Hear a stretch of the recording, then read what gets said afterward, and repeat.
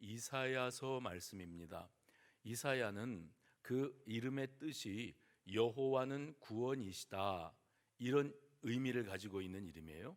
그만큼 그가 이스라엘 백성들에게 선포하고자 하였던 메시지는 이스라엘 백성들을 향한 하나님의 특별한 마음을 전하고자 하였습니다. 이사야 선지자는 이스라엘 나라가 북이스라엘과 남유다 분열 왕조 시대를 지나고 있을 때 남유다, 유다 백성들을 향하여 하나님께서 들려주시는 메시지를 전했던 선지자입니다. 이스라엘 백성들이 계속해서 하나님으로부터 마음이 멀어져 가고 그 이방의 영향을 받아서 우상 숭배에 깊이 빠져들어가고 있을 때 선지자 이사야는 그들을 향하여 하나님께서 그들에 대하여 얼마나 실망하시고 그리고 그들을 향하여 진노하고 계시는가 하나님의 마음을 전하고자 했습니다. 그래서 선지자 이사야를 통해서 이스라엘 백성들에게 증거되었던 메시지는 하나님께서 너희들에게 이렇게 진노하셨고 너희들을 이렇게 심판하실 것이다 하는 그런 메시지였어요. 그럼에도 불구하고 또한 하나님은 너희들을 그 심판의 자리, 환난과 핍박과 서름과 고난의 자리에서 너희들을 건져내실 것이다 하는 구원의 메시지, 회복의 메시지를 증거하였습니다.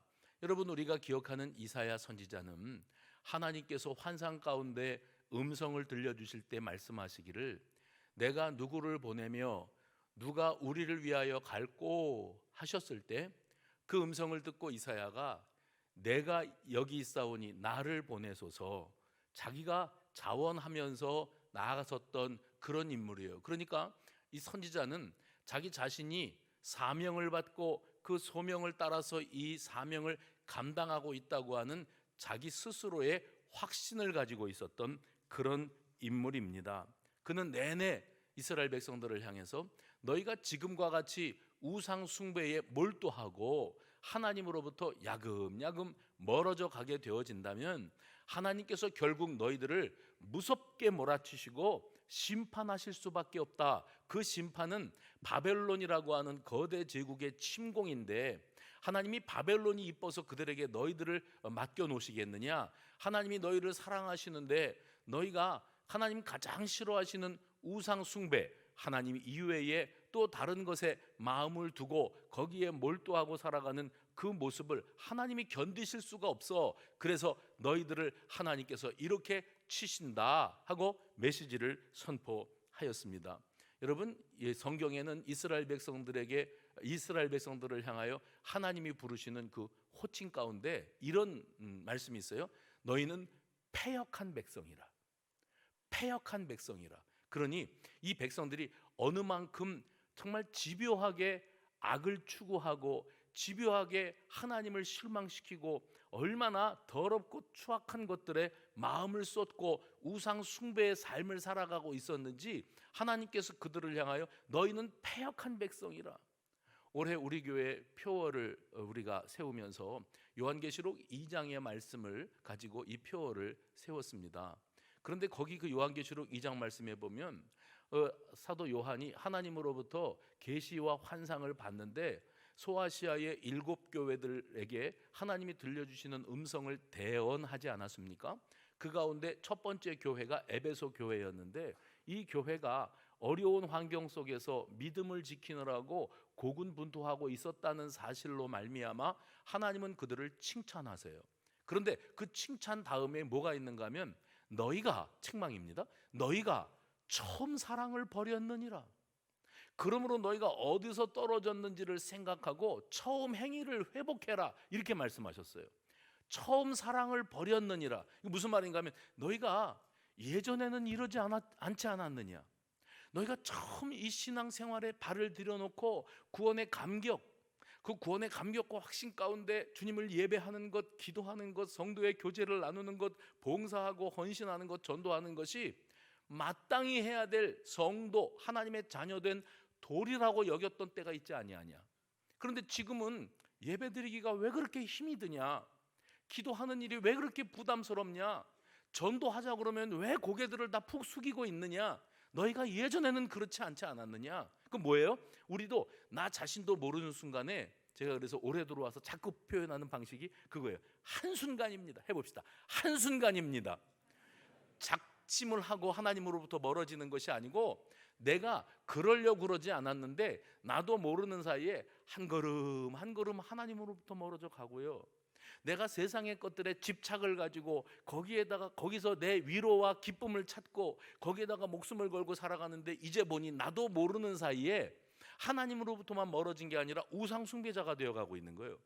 예배당에 잘 들락거리고 있는, 예배 잘 드리는 우상 숭배자. 그게 뭡니까? 하나님보다 더 내가 소망 걸고, 내가 그것을 생명중처럼 붙잡고, 이것 없으면 어떻게 살아, 이것 없으면 무슨 재미로 살아 하는 게, 그게 우상인 거예요. 그래서 하나님께서 그들을 향하여 진노하십니다. 너희들이 어쩌다가 이렇게 되었느냐, 처음에는 이렇지 않지 않았느냐 하면서 진노하세요.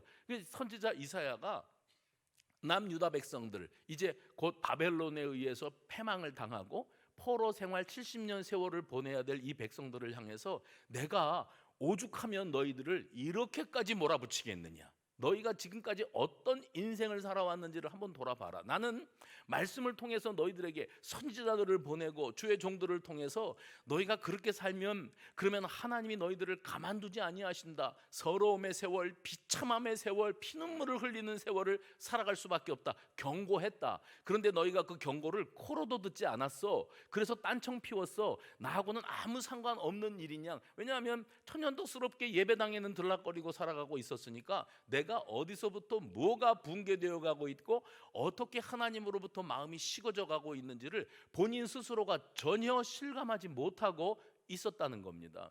그래서 하나님이 이사야 선지자를 통해서 하나님의 진노와 심판의 메시지를 선포하세요. 그런데 그것으로 끝이 아니었어요.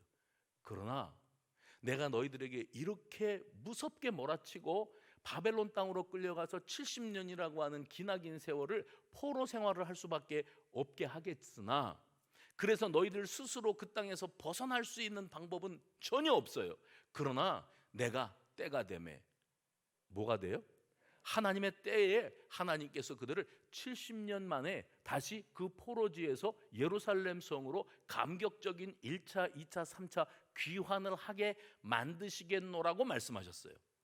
그런데 이스라엘 백성들이 하나님이 심판하시는 가운데서도 그 긍휼하심이 불타오르는 것 같아서 이 백성들을 다시 하나님이 찾으시고 옛 예루살렘 성으로 돌아오게 하시는 회복, 이것을 주시리라, 이 말씀하실 때요, 여러분, 그냥 이스라엘 백성들의 심판과 회복만 말씀하신 게 아니고 먼 미래에 있을 인류 구원의 계획까지도 언뜻 보여주셨어요. 그래서 이사야 선지서를 읽어보면 우리 예수님에 관한 장면이 그림자처럼 언뜻 등장을 하고 있고 예표로 나타나고 있는 것을 우리가 확실하게 발견할 수가 있습니다. 무슨 말입니까?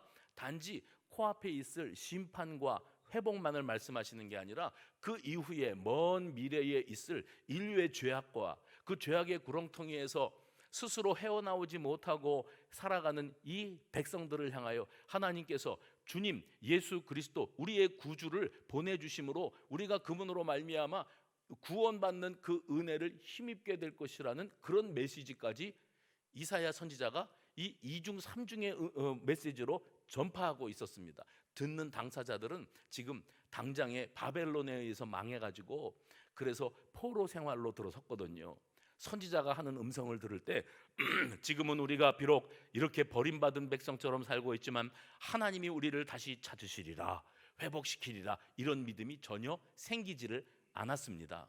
하나님의 심판 이후에 준비되고 있는 구원과 회복의 역사에 대해서 실감도 나지 않고 전혀 달갑게 들려지지도 않았어요. 왜요? 지금 이 순간 죽을 지경이거든요. 너무너무 힘들거든요.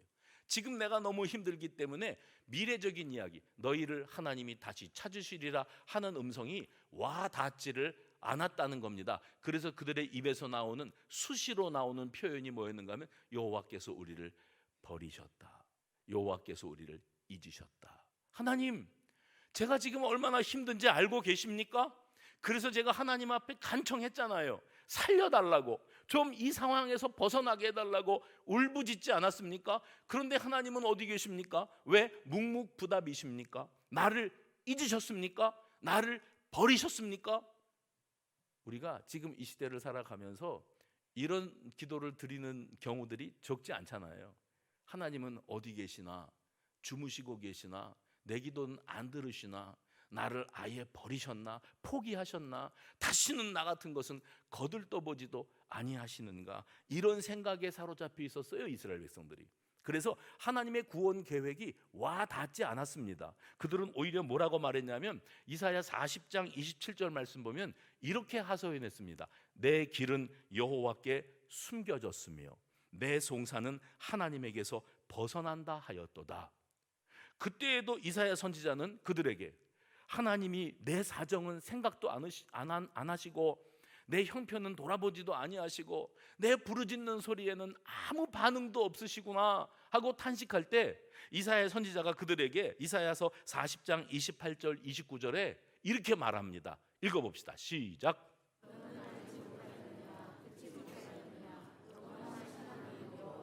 땅끝까지 창조하신 이는 피곤하지 않으시며 곤비하지 않으시며 명철이 한이 없으시며 피곤한 자에게는 능력을 주시며 무능한 자에게는 힘을 더하시나니. 격려지요? 야, 너희가 하나님을 오해하고 있다. 지금 너희는 심판당하고 있는 중이야. 그런데 하나님이 당장 건져주지 않으신다고 너희들이 조급한 마음, 그 너희들의 때 기대하는 그 기대하는 시간에 하나님이 즉각 반응하지 않으신다고 하나님이 너희를 버리셨다고? 하나님이 너희를 잊으셨다고? 너희는 잊혀진 백성이 되었다고? 천만의 말씀이다. 너희는 알지 못하느냐? 듣지 못하느냐? 영원하신 하나님 여호와 땅끝까지 창조하신 그 하나님이 피곤하지 않으시고 곤비하지 아니하시고 명철이 한이 없으시고 피곤한 자에게는 능력을 주시고 무능한 자에게는 힘을 더하시나니. 그러니까 지금 우리의 형편이 하나님 앞에서 그렇게 그다지 중요하게 비춰지지 않아요. 내가 가난하면 서럽지요. 내가 병들었으면 외롭고 힘듭니다. 내가 못 배웠으면 그것도 한이 되고 서럽습니다. 가진 것 없다고 남들이 괄시하는 것 같아요. 누가 뭐라 그러지 않아도 그런 인생의 핸디캡을 안고 살아가는 사람들은 누가 뭐라고 할까 봐 긴장하고 있는데 그 소리를 하는 게 아닌데 그게 그 소리로 들리면 상처를 받아버립니다. 그게 위축되어 살아가는 우리들의 현주소예요. 안 그래도 위축되어 살아가는데 하나님 앞에 내가 믿음으로 살려고 애쓰고 그리고 부르짖어 간구하고 하는데 하나님이 반응이 없으시면 나 같은 거는 아예 사람 취급도 안 하시는구나. 나 같은 것은 거들떠도 내가 가난하다고 무시하시나? 못 배웠다고 멸시하시나? 내가 병들었다고 사람 취급도 안 하시나? 좀 살려달라고, 지금 이 어려움에서 당장 좀 뭘 어떻게 해달라고 하는데 하나님은 왜 가만히 계시는가? 이스라엘 백성들이 바벨론의 포로로 끌려가가지고 주님 잘못했습니다. 그렇습니다. 우리가 우상 숭배로 살았고 하나님으로부터 하루하루 마음이 식어지고 멀어져 갔습니다. 그러나 주님 우리를 그냥 버려두지 않으시지요.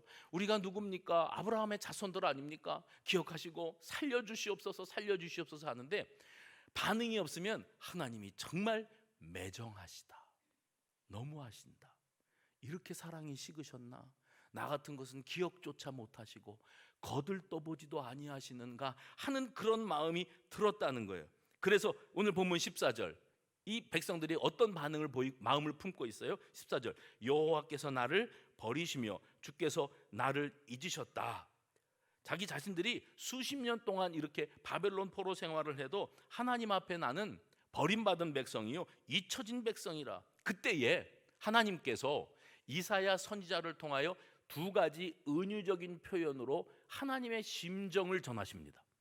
여러분을 향한, 우리 모두를 향한 하나님의 심정을 좀 들어보십시오. 뭐라고 말씀하셨는가 하면 젖 먹이는 자가 자기 자식을 한순간이라도 잊는 여인이 있겠느냐? 내가 낳아서 젖 물려 키우는 자식을 잊어버리는 어미가 있겠느냐? 또 한 가지는요, 자기가 낳은 아들을 목숨처럼 사랑하지 않는 어미가 세상에 어디 있겠느냐? 만에 하나 정말 별나고 특이해서 매정하고 정이 없어서, 그래서 자기 자식인데 자기 자식을 돌아보지 않고 사랑하지 않는 어미가 세상에 있다고 하자. 그런 사람은 없겠지만 만에 하나 있다고 하자. 그렇다 할지라도 나는 너를 잊지 아니할 것이라. 누가요? 하나님께서 이스라엘 백성들을 버리지도 아니하시고 잊지도 아니하시겠노라고 확언하시는 거예요. 하나님 편에서 볼 때 아쉬울 게 하나도 없으세요. 하나님이 이스라엘 백성들에 대해서 그렇게 집착을 가지실 필요가 없습니다. 그냥 죄 짓고 그렇게 못되게 굴면 과거에 노아 홍수 심판 때 홍수로 쓸어버렸다 이렇게 표현하시거든요. 세상이 부패하고 썩어 문드러지고 그러면 하나님께서 싹 쓸어버리시고 처음부터 다시 하셔도 되는 분이에요. 그런데 우리 하나님께서 무지개 언약을 하신 이후에 이 백성들이 수준이 어떠한지, 어디까지 썩어 문드러지고 어디까지 부패 타락할 수 있는 존재들인지 그 본질, 그 내막을 하나님이 누구보다 더 잘 알고 계셨다는 겁니다.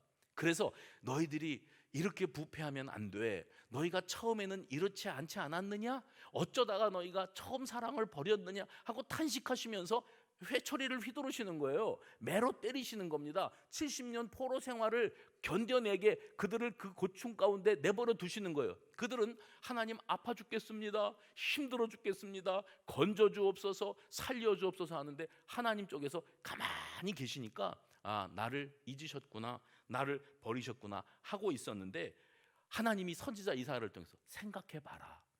자기가 낳은 자식을 잊어버리는 어미가 어디 있냐? 아니, 세상에 매정한 어떤 어미가, 그런 어미가 있다 할지라도 나는 너를 잊지 아니할 것이라. 약속해달라고? 그래, 약속하자. 내가 새끼손가락을 너에게 내밀게. 너도 내 손가락을 잡아라. 그리고 내가 확실히 약속한다. 나는 너를 버리지 않는다. 아멘 소리가 이렇게 작을 줄은 몰랐어요.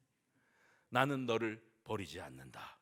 하나님께서 우리에게 약속해 주신 거예요. 먼저 이마만큼 하나님은 이스라엘 민족에 대해서 애착심이 있으시고요, 불타오르는 사랑의 마음을 품고 계시는 분이셨습니다. 거기에다가 한 걸음 더 나가서 이런 표현까지 있었어요. 그러니까 자기 자식을 잊어버리는 어미가 어디 있겠냐, 내 마음이 너를 향해서 이렇게 뜨거워. 그 다음에 한마디를 더 하셨는데 그게 오늘 말씀의 제목이에요. 그게 뭐냐면 내가 너를 내 손바닥에 새겼고 너의 성벽이 항상 내 앞에 있나니.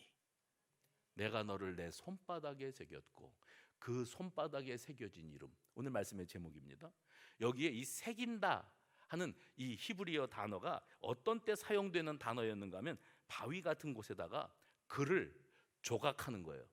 깊숙이 파는 거예요. 그러면 세월이 흘러서 바위가 닳고, 비도 오고 바람도 불고 닳고 닳아도 바위는 바위예요. 거기다가 글씨를 깊게 새겨 놓으면 비바람이 몰아쳐도 적어도 수백 년은 갑니다.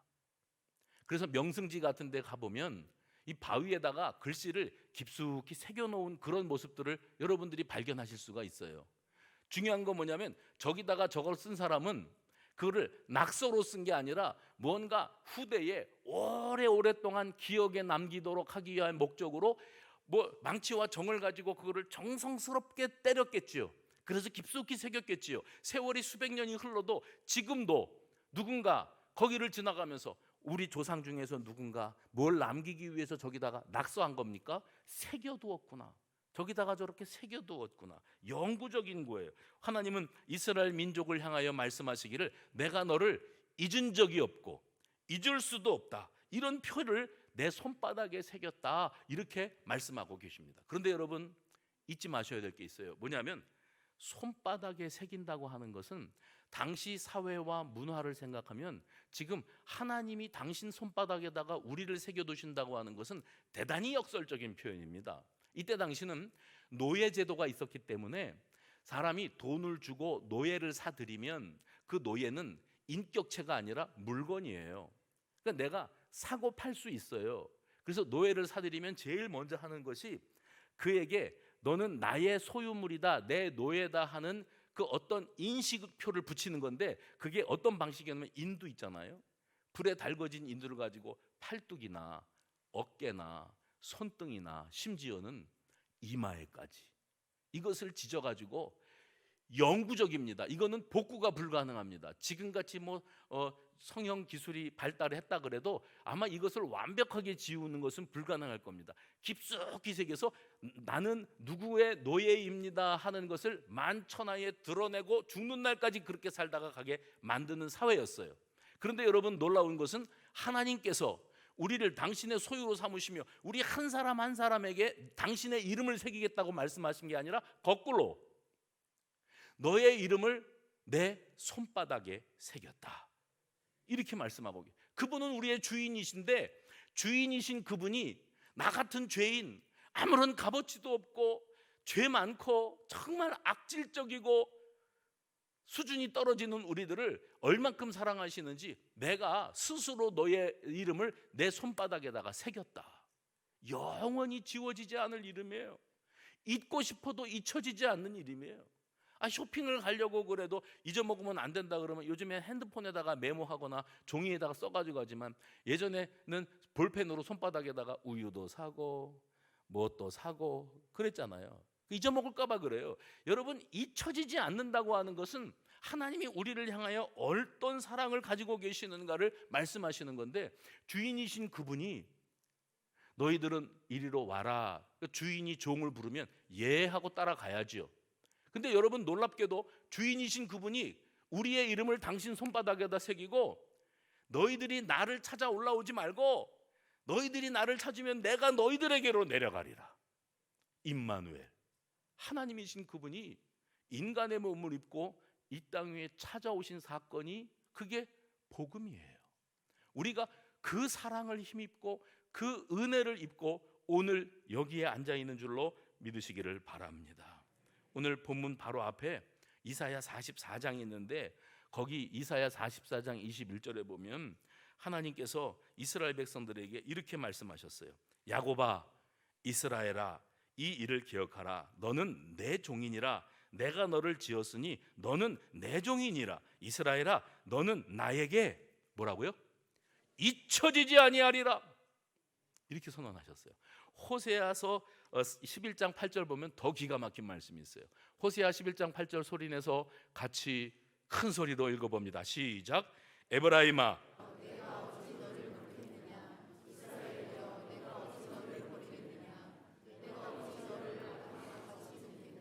어찌 너를 수보임같이 두겠느냐.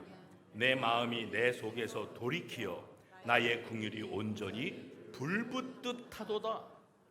여러분, 여기에 나오는 이 에브라임은 야곱의 손자이면서 요셉의 둘째 아들의 이름입니다. 에브라임. 그런데 성경에서 이스라엘 백성들을 에브라임이요 이렇게 부를 때에는 그러면 누구의 몇째 아들, 이걸 사람을, 특정한 사람을 이야기하는 게 아니라 북이스라엘, 이스라엘이 북이스라엘과 남유다로 나뉘어져 있을 때 북이스라엘을 통칭하는 말씀이 에브라임아, 에브라임이요 이렇게 불렀어요.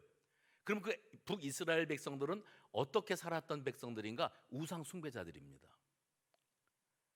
그래서 하나님으로부터 멀어지고 우상 숭배에 빠져서 하나님의 마음속에 대못을 박았던 자들이 에브라임 사람들이에요.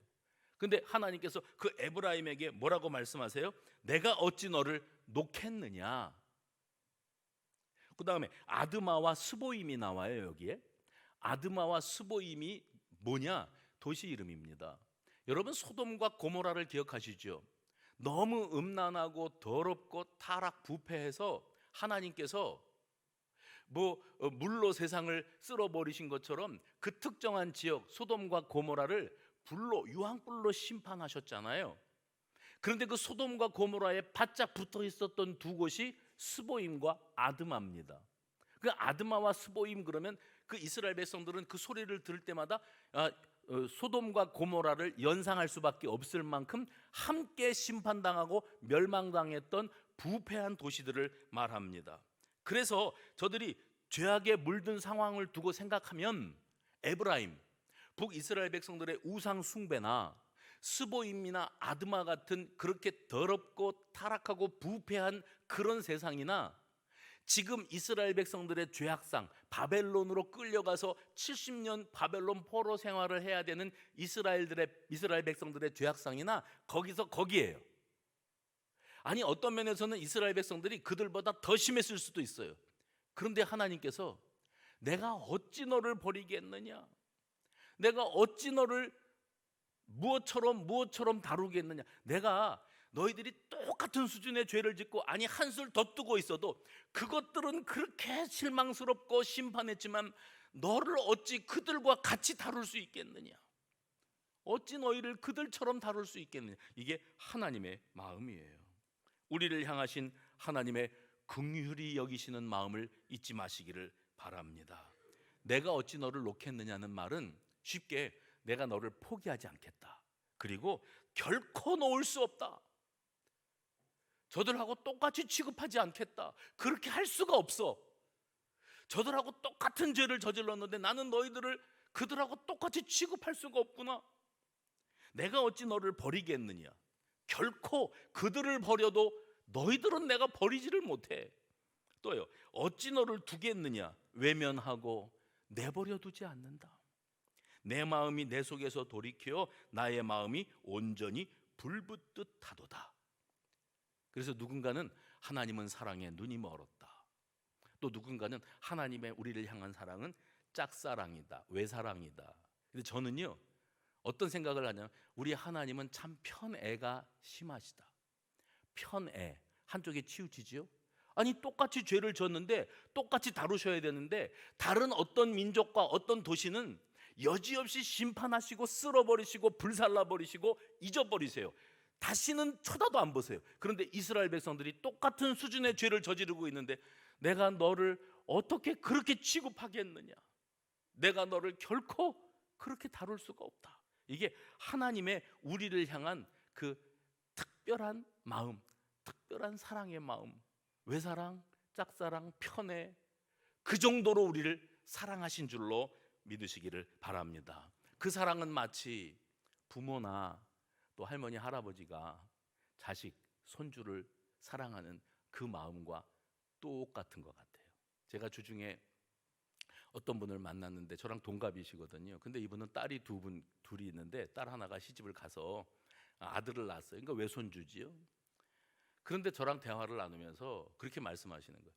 저는 딸만 둘을 키웠고 목사님은 아들만 셋을 키웠는데, 그러니까 저는 아들을 키우는 기쁨이 뭔지를 모르고 살았습니다.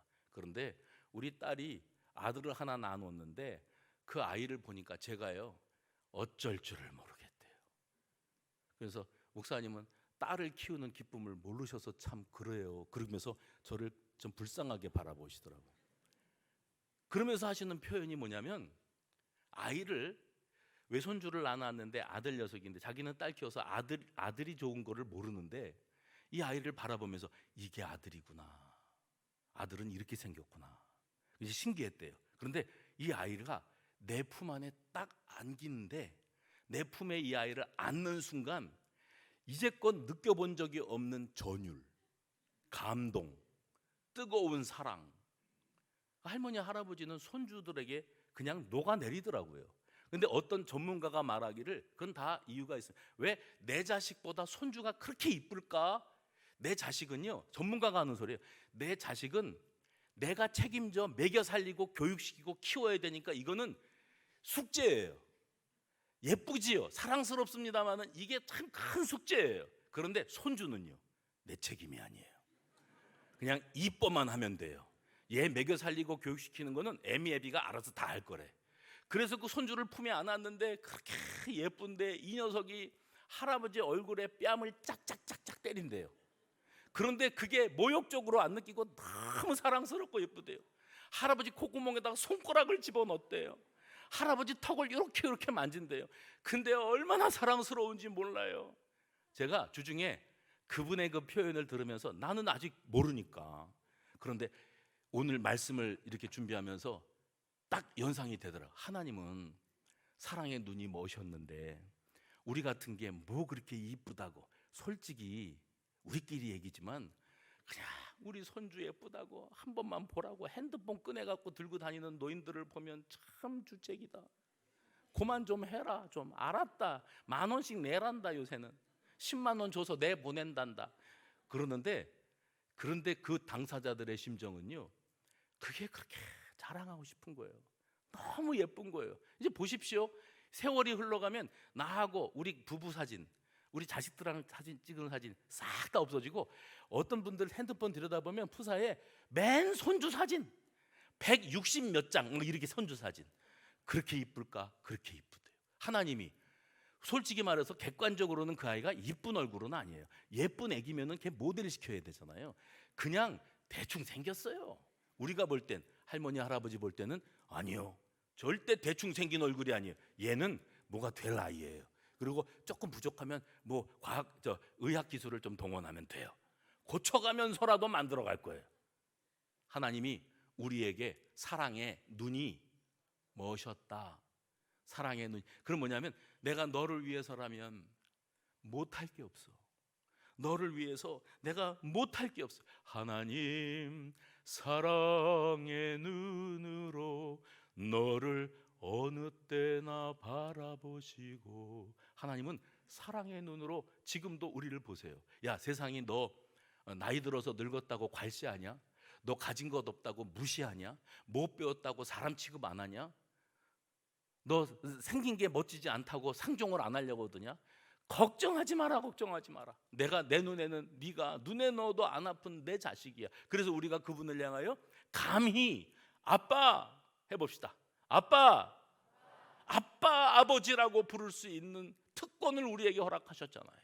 그리고 내가 너 같은 아이의 아비가 되었다는 것에 대해서 나는 전혀 부끄럽지가 않아. 내가 너를 위해서면 뭐라도 할 수 있어. 그 말씀이 오늘 본문 이사야 49장 15절에 이렇게 표현돼요. 내가 어찌 너를 잊겠느냐? 나는 너를 잊지 아니할 것이라. 15절, 16절에는요, 내가 너를 내 손바닥에 새겼다. 이것이 바로 오늘 우리 하나님 아버지께서 저와 여러분에게 들려주시는 음성인 줄로 믿으시기를 바랍니다.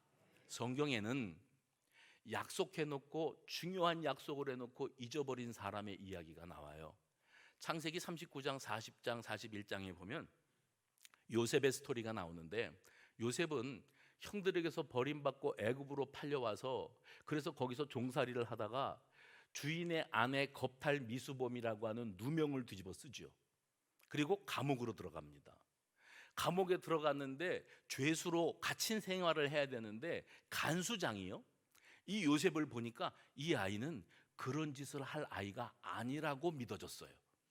그리고 그 아이가 너무 진실되고 총명해서 특별히 다루기로 했는데, 간수장이 죄인인 요셉에게 어떻게 했는가? 창세기 39장 21절 보면 여호와께서 요셉과 함께 하시고 그에게 인자를 더하사 간수장에게 은혜를 받게 하시매. 그 다음에요, 22절에 보면 간수장이 옥중 죄수를 다 요셉에게 맡김으로 그 재반 사무를 요셉이 처리하고 그랬습니다. 무슨 말입니까? 죄수는 죄수인데 일반 죄수들처럼 다루지 않고, 너는 내가 봤을 때 그런 죄를 저지를 아이가 아니야. 그리고 너는 너무 속에 진실함이 있어. 내가 너를 믿어. 그래서 내 간수장인 내가 이 모든 권한을 너에게 일임하고 이 죄인들을 관할하는 모든 사무 행정을 너에게 맡기겠다. 그래서 요셉이 죄인인데 죄인 아닌 것처럼 다른 죄수들을 다루는 사역을 했어요. 그리고 있을 때에 왕궁에서 죄를 저지른 두 사람이 그 감옥에 들어왔어요. 그러니까 요셉이 행정을 보고 있는, 사무를 보고 있는 그 감옥에 죄수가 들어왔는데, 한 사람은 왕의 술 맡은 관원, 한 사람은 왕의 떡 굽는 관원. 그러면 왕을 지근거리에서 보조하고 그의 신임을 받고 살았던 사람들인데, 어떤 사건이 있었는지 죄가 드러나고 그 죄목으로 말미암아 이 사람들이 감옥으로 들어오게 되었던 겁니다. 그러니까 요셉이 정말 지체 높고 신분이 있는 그분들이 죄인이 되어서 이 감옥에 들어왔으니 그들을 수종도는 위치에 있을 수밖에 없었죠. 그런데 그들 중 가운데 이 술 맡은 관원이 어느 날 꿈을 꿔요.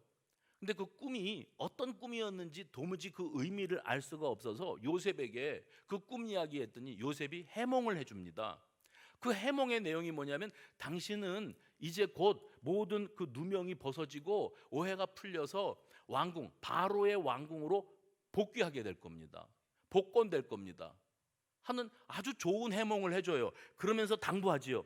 당신이 이제 곧 여기에서 풀려나 왕궁으로 돌아가실 터인데, 왕궁으로 돌아가거든 제발 부디 절대로 나를 잊지 말고 여기에 갇혀서 살아가고 있는 나의 이 누명을 벗겨주시고 나를 여기서 나갈 수 있도록 풀어주셨으면 좋겠습니다. 약속해 주세요. 꼭 그렇게 하실 거지요. 그랬더니 이 술 맡은 관원이 그래 걱정 마라. 내가 이제 만약에 네 해석대로 해몽대로 왕궁으로 돌아가면 내가 반드시 너를 찾을 것이다. 너를 여기서 풀어줄게. 그렇게 약속을 했었더랬습니다. 그리고 성경에 보면 이 술 맡은 관원이 곧 왕의 부름을 받고 복권이 돼요. 왕궁으로 돌아갔습니다. 거기 성경에 창세기 41장 1절에 보면 만 2년 후에 바로가 꿈을 꾸었다. 그랬으니까 이 술 맡은 관원이 석방되어서 왕궁으로 돌아간 이후에 2년 동안 요셉을 잊고 있었어요. 요셉을 전혀 기억하지 못합니다. 요셉의 입장에서 봤을 때는 얼마나 서운합니까? 그렇게 철석같이 약속해주고 나를 잊지 않겠다고 해놓고서 2년의 세월이 흐르도록 아무 소식이 없는 거예요. 나를 잊었구나. 그렇게 호언장담하더니 나를 잊었구나, 나를 버렸구나, 이렇게 생각을 하고 있었습니다. 그런데 왕궁에 간 그 술 맡은 관원이 바로 왕이 꿈을 꾸잖아요. 2년 후에 바로 왕이 꿈을 꾸고, 그리고 그 해석이 필요한데 그는 자기가 꾼 꿈도 기억 못해요. 내가 뭔가 불길한 뒤숭숭한 꿈을 꾼 것 같은데 그 꿈도 생각이 잘 안 나고 그 의미가 뭔지도 모르겠고, 그래서 신하들에게 명령 내리기를 내 꿈이 뭔지를 알아내야 되고 그 다음에 그 의미가 뭔지를 알아와라 그러는데, 그 신하들이 아니 내가 꾼 꿈도 무슨 뜻인지 모르는데 왕이 무슨 꿈을 꿨는데 자기가 그 꿈도 기억 못하면서 우리 보고 해석까지 하라고? 그래도요 왕이 그러면 어쩔 수 없는 거예요. 그러니까 얼마나 답답합니까? 밑에 있는 사람들이 왕이 도대체 무슨 꿈을 꾸고 저딴 소리를 하고 있는가. 그때 이 술 맡은 관원이 떠올랐어요. 2년 만에. 아, 내가 2년 전에 감옥에 있을 때 저 히브리 소년 하나가 감옥에 있었는데 그때 내 꿈 이야기를 해몽을 해주고 그 소년의 말대로 이 꿈이 이루어졌지. 그러면 그 꿈이 이루어진 걸 생각하면 자기가 먼저 소년을 찾아야 되는데 왕에게 가서 이야기합니다. 왕이시여, 왕이 어떤 꿈을 꿨고 그 의미가 뭔지를 풀어줄 수 있는 사람이 하나 기억났습니다. 제가 2년 전에 감옥에 있을 때 이만저만한 사람을 만나서 이런저런 일이 있었습니다 하고 보고를 드렸더니 왕이 지체 없이 불러드리라고 하잖아요. 그리고 요셉이 왕의 꿈을 압니다. 하나님께서 왕의 꿈을 깨우쳐 주시고 그리고 그 왕의 꿈의 의미가 무엇인지를 아시죠. 이제부터 7년 동안은 풍년이 될 것이고 7년 후에는 7년 동안의 흉년이 이어질 것인데 하면서 이 이집트 애굽 사람들이 뭘 준비해야 될 것인지에 대해서 해석까지 해주는데, 왕이 자기의 꿈 이야기를 들려주는 요셉의 말을 들으면서 내가 그런 꿈을 꿨던가, 이게 하나의 의심도 없이 맞다, 그 꿈이다. 그 다음에 해석해 주는데 그래, 그런 해석도 있을 수 있기는 하겠지만 이게 아니라 그래, 정말 그렇게 되겠구나 하고 믿었다니까요. 믿어져서 왕이 그 순간에 자기의 인장 반지를 빼서 그에게 껴줍니다. 오늘 이 시간부터 네가 이 나라의 모든 것을 관할해라. 풍년이 들었을 때 곡식을 쟁여놓는 것도, 흉년이 들었을 때 이 곡식을 백성들과 사람들에게 나눠주는 것도 네가 다 관할해라. 그래서 그 순간에 그가 총리 대신이 됩니다. 여러분, 저는 이 장면을 묵상하면서 이런 생각을 했어요. 만약에 이 술 맡은 관원이 왕궁으로 돌아가서 요셉 얘기대로 됐다, 그리고 요셉이 기억났다면, 즉시로 요셉이 기억나가지고 요셉을 찾았다면, 그래서 그를 석방시켜 줬다면 그 다음에 요셉의 인생은 어떻게 됐을까? 제가 상상해 보건대 그렇게 요셉이 자유를 얻었으면 자기가 진정으로 원했던 게 자유잖아요. 자유를 얻기 원했는데 그 술 맡은 관원 덕분에 내가 자유를 얻었으니 고향으로 돌아가지 않았을까? 아니면 애굽에 정착해서 평범한 자유인으로 살지 않았을까 싶어요. 그냥 석방이 됐으면. 그런데 2년 동안을 이 술 맡은 관원이 나를 잊었는가? 정말 잊었지요. 생각조차 못했습니다. 그런데 2년이라고 하는 세월이 묵힌 다음에 어떤 때입니까? 하나님의 때예요. 어떤 때라고요? 하나님의 타이밍입니다. 하나님께서 뭘 생각하고 계시냐면, 요셉은 내 인생 억울하고 참 고통 가운데 파란만장한 삶을 살아온 내 인생을 생각하겠지만 하나님은 큰 그림을 그리고 계시고 큰 걸 보고 계시는데 창세기 22장 아브라함에게 하나님께서 말씀하셨어요. 내가 너로 말미암아 큰 민족을 이루고 복을 주어 내 이름을 장대하게 하리니 너는 복이 될지라. 땅의 모든 족속이 너로 말미암아 복을 얻을 것이라. 언약 백성이 되는 거예요. 하나님이 아브라함에 약속하신 것은 내 후손들로 말미암아 온 세상이 복을 받게 될 것이다. 그것은 구원의 복입니다. 주 예수 그리스도의 십자가 대속의 은혜로 말미암은 인류 구원의 복이 아브라함의 혈통 속에서 이루어지는 거예요. 근데 그 일이 이루어지기 위해선 아브라함에게 주신 언약이 이삭에게로, 이삭에게 주신 언약이 야곱에게로, 야곱에게 주신 언약이 야곱의 12 아들들에게로 흘러가서 그 12 아들이 애굽 땅이 모판이 되어서 거기서 엄청난 백성들로 자라나서 이스라엘 가족이 이스라엘 민족이 되고 이스라엘 민족이 출애굽을 해서 파란만장하게 돌아다니다가 가나안 땅 약속의 땅에 들어서서 이스라엘 나라를 세우는 것, 이게 하나님이 세우신 근거리 언약이었고 그 약속이 성취되기 위해서는 반드시 요셉이요, 잘 들으세요, 요셉이 술 맡은 관원이 왕궁으로 가자마자 요셉을 풀어주면 안 돼요.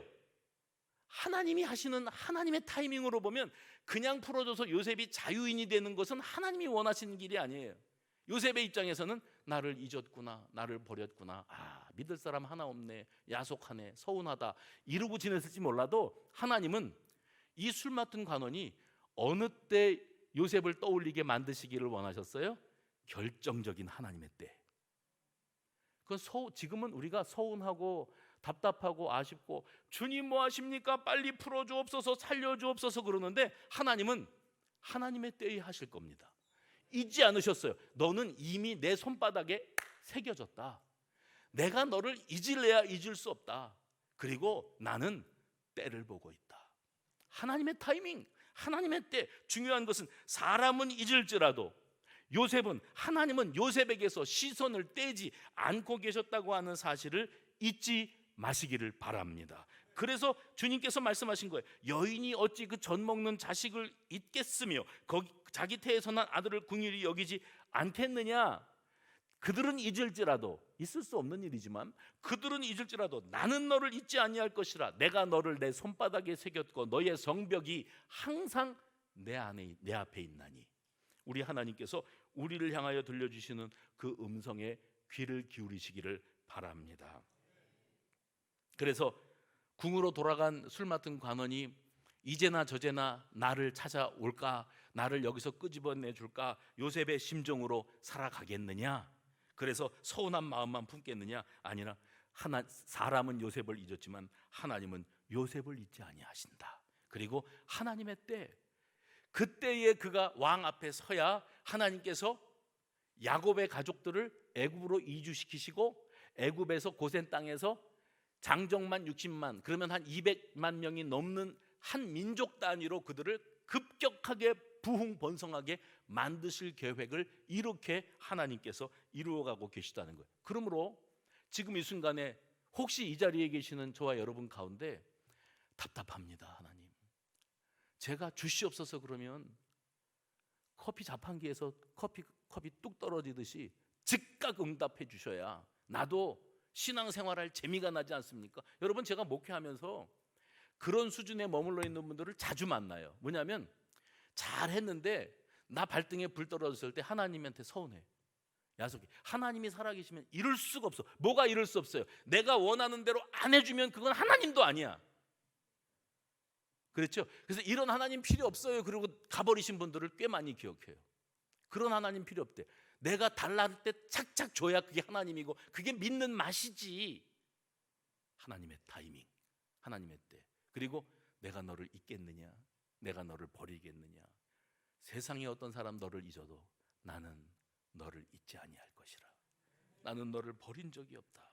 여러분, 그렇게 해서 야곱과 형제들이 애굽에 이주하고 야곱이 이스라엘이에요. 야곱이 이스라엘 가족의, 이스라엘 민족의 조상이 되고 이스라엘 민족이 이루어질 수 있었습니다. 우리 하나님께서 오늘 저와 여러분에게 들려주시는 음성을 붙드시기를 바랍니다. 야속하지요, 답답하지요, 아쉽습니다. 하나님이 이러실 수가 있나? 남들은 응답만 잘 받고 살더만 나는 주시옵소서를 10년째 하고 있는데 아직도 요 모양 요 꼴인가? 요셉이 감옥에서 그러고 있었어요. 아, 이 술 맡은 관원은 이렇게 야속하냐? 나를 기억하겠다고 약속해 주지 않았나? 바벨론 포로 생활 70년 하면서 이스라엘 백성들이 그랬어요. 하나님이 우리를 버리셨다. 하나님 우리를 잊으셨다. 세월이 한두 해가 아니다. 7년도 아니다. 70년을 이렇게 버려두실 수가 있냐? 하나님이 이미 그들을 포로지에서 예루살렘으로 돌이키게 하실 계획을 세워놓으시고, 그 회복만 구원이 아니고 죄악에 빠진 우리를 예수 십자가 구속의 은혜로 온전히 구원받은 하나님의 백성으로 세우실 그 사랑, 하나님이 세상을 이처럼 사랑하사, 그 이처럼 사랑이 어떤 사랑이에요? 내 이름이 내 손바닥에 있다. 내가 어찌 너를 잊겠느냐? 내가 어찌 너를 에브라임처럼, 내가 어찌 너를 스보임처럼 아드마처럼 두겠느냐? 다른 사람들하고 똑같이 취급하지 않아 내가 너를. 이게 하나님의 특심하신 사랑이에요. 오늘 그 사랑을 힘입어 주님의 은혜 안에서 다시 힘을 내는 저와 여러분 되시기를 주의 이름으로 축원합니다.